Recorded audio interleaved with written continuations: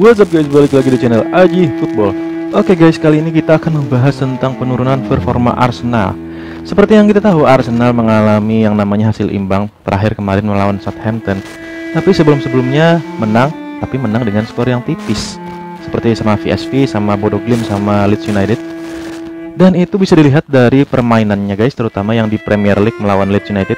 Itu memang menang tipis, cuman itu sebenarnya tidak pantas untuk menang guys, karena dari segi permainan itu Leeds United jauh lebih bagus guys, dari segi pressing, dari segi serangan dan lain sebagainya. Itu Arsenal keteteran guys. Lantas apa sebab menurunnya performa Arsenal? Di sini saya akan mencoba memberikan analisa sedikit mengenai 5 penyebab kenapa Arsenal mengalami penurunan performa guys. Yang pertama adalah kehilangan back sayap, yakni Zinchenko. Zinchenko mungkin menjadi back sayap Arsenal yang sering dimainkan selain Tierney, kemudian Tomiyasu dan juga Ben White. Nah, dari 4 ini Zinchenko merupakan yang terbaik dan dia merupakan back sayap murni guys. Ini kan Zinchenko lagi cedera, makanya dia tidak dimainkan. Sementara yang sering dimainkan saat Zinchenko cedera adalah bukan back sayap murni guys, melainkan adalah back tengah yang disulap menjadi back sayap seperti Tomiyasu sama Ben White. Alhasil itu variasi serangannya kurang bagus, kreativitasnya terutama di sisi sayap kurang, istilahnya kurang menggigit lah guys, karena memang secara naluri ya mereka itu adalah back tengah guys. Selain itu permainan Zinchenko ini menurut saya sangat-sangat keren guys. Dia itu dalam memberikan umpan atau passing itu susah ditebak. Kalau pemain lain kan mau kasih ke sana sudah ketahuan sama lawannya kemudian dipotong. Apalagi di depannya kan ada Gapsus dan keduanya itu pernah bermain satu tim di Man City. Jika Zinchenko bermain, maka Gapsus akan sering bermain di sisi kiri guys dan melakukan kombinasi bersama Zinchenko. Dan itu tentu menjadi salah satu motor serangan dari Arsenal. Terbukti ketika Zinchenko tidak bermain dalam beberapa pertandingan, itu Arsenal kesulitan dalam menyerang, dalam memberikan variasi serangan dan juga dalam menciptakan peluang-peluang emas. Nah, itu salah satu penyebabnya. Kemudian penyebab kedua adalah kelelahan fisik guys.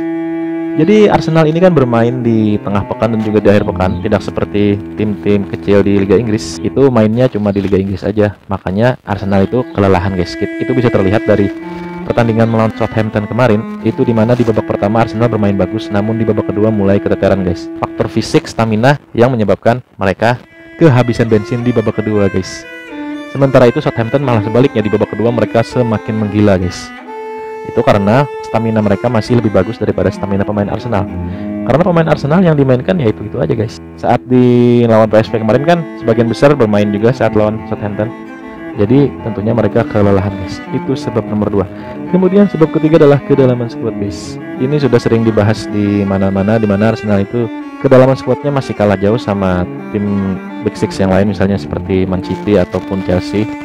Itu Arsenal kalau pemain intinya cedera, maka pelapisnya itu tidak terlalu banyak guys. Ini kan Elneny, Zinchenko sama Smith Rowe itu harus menepi guys. Seandainya mereka bermain, tentunya Arteta akan memiliki lebih banyak opsi untuk memberikan variasi taktik dan strategi ketika formasi yang ada tengah buntu guys. Nah, itu kedalaman squad. Kemudian penyebab keempat adalah variasi taktik guys.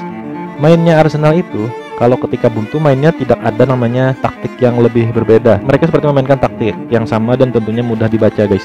Misalnya kan pada saat 4-3-3 sedang buntu, kenapa nggak mencoba formasi yang lain, misalnya 3-4-3 atau mungkin 4-4-2. Kemarin pas di babak kedua pas sudah skornya sama melawan Southampton, itu memang ada pergantian pemain di mana Eddie Nketiah masuk. Namun ternyata posisinya bukan sebagai striker menemani Gapsus di depan, melainkan sebagai sayap kiri guys, bukan 4-4-2 guys. Nah, ini mesti diperbaiki lah dari Arteta agar memiliki plan cadangan atau formasi cadangan atau taktik cadangan apabila taktik utamanya sedang mengalami kebuntuan. Itu sebab keempat guys. Kemudian sebab terakhir atau sebab kelima penurunan performa Arsenal adalah tidak hanya Arsenal yang mengalami, namun semua tim-tim di Liga Inggris terutama tim besar juga mengalami. Itu karena apa? Karena ini adalah Liga Inggris guys, alias IPL. IPL ini tim juru kunci saja bisa mengalahkan tim sebesar Liverpool guys. Kemudian ada juga Newcastle yang mengalahkan Tottenham di kandang Tottenham guys. Jadi tidak hanya Arsenal yang mengalaminya, tim lain juga mengalami yang namanya persaingan ketat di IPL. Tidak seperti liga-liga lain, Liga Inggris ini lumayan berat lah guys. Jadi itulah dia 5 penyebab kenapa Arsenal mengalami penurunan performa dalam beberapa pertandingan terakhir. Lantas bagaimana pendapat sobat? Yuk silakan berikan komentar sobat di kolom komentar. Sampai jumpa di video-video selanjutnya.